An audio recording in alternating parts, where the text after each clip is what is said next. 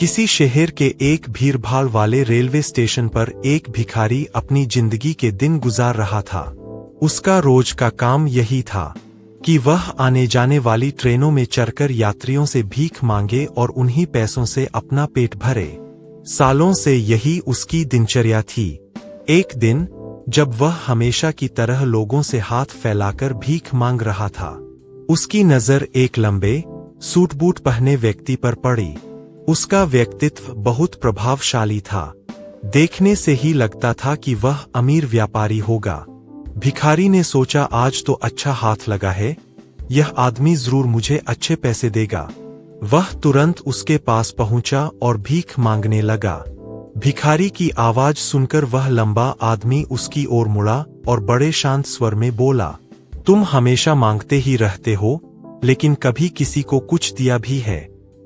भिखारी थोड़ा हकका गया और बोला, साहब, मैं तो भिखारी हूं, मेरे पास देने को क्या होगा? मेरी औकात ही यही है कि लोगों से मांगकर जिंदा रहूं। तब वह लंबा आदमी बोला, देखो, मैं एक व्यापारी हूं और मैं लेनदेन पर विश्वास करता हूं। अगर किसी के पास मुझे देने के लिए कुछ नहीं है, तो मैं भी उसे कुछ नहीं देता। सोचो जरा, जब तुम दूसरों को कुछ देते ही नहीं, तो तुम्हें मांगने का हक कैसे है? ये कहते हुए वह व्यक्ति ट्रेन में बैठा और अपनी मंजिल की ओर चला गया।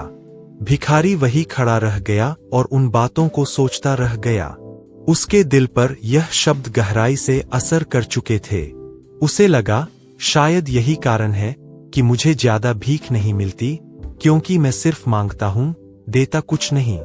वह 2 दिन तक इसी बात को सोचता रहा। लेकिन मैं तो भिखारी हूं, मैं दूसरों को क्या दे सकता हूं? उसके पास कोई जवाब नहीं था।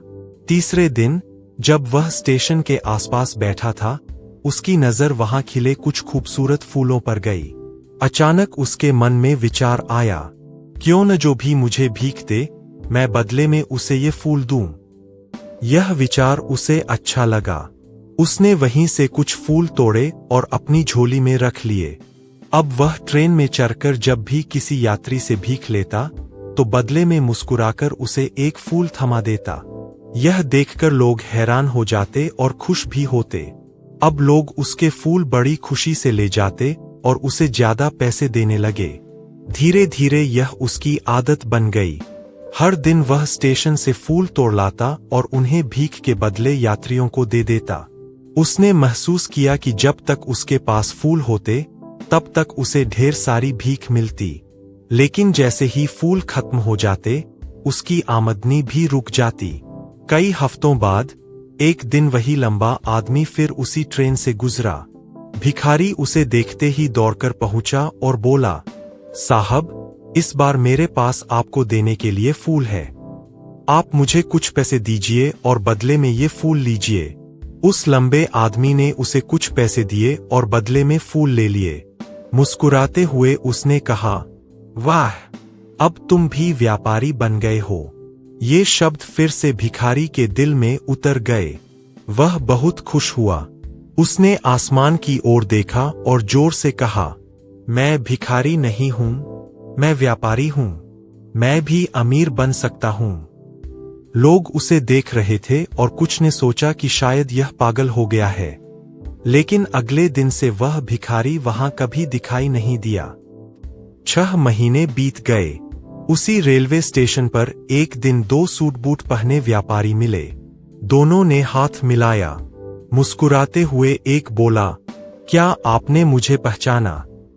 दूसरे ने कहा, नहीं, शायद हम पहली बार मिल रहे हैं। पहला व्यक्ति बोला, नहीं, हम तीसरी बार मिल रहे हैं। पहली बार जब आपने मुझे भीख देने से मना किया था, दूसरी बार जब आपने मुझसे फूल लिए थे, और आज तीसरी बार। दूसरा व्यापारी चौंक गया और बोला, ओह, तो तुम वही भिखारी हो? वह हंसकर बोला, हाँ, मैं वही भिखारी हूं, लेकिन अब मैं फूलों का एक बड़ा व्यापारी बन चुका हूं। आपने मुझे सिखाया था कि जीवन का असली नियम है, देने से ही पाने की शुरुआत होती है।